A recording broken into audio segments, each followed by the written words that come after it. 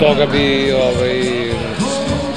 kako ja shvatam, došlo mnogo više stranaca u našoj zemlji da snimaju produkcije.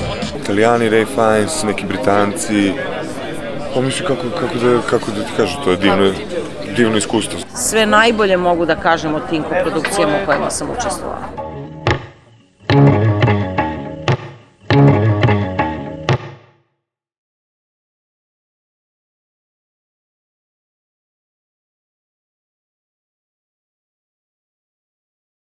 Ljudi retko shvate da je podsticaj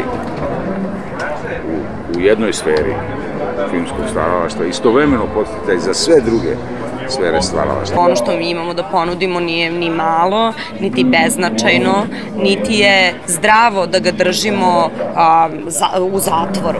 Tamo gde su dobro došli filmski radnici potroše neuporedivo više novca, usluga i tako dalje i sve se to vraća i sve je to benefit društveni.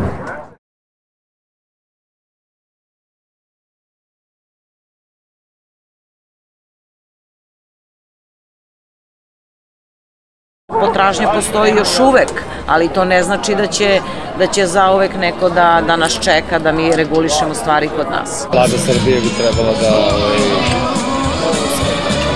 usvoji, da barem počne da razmatra.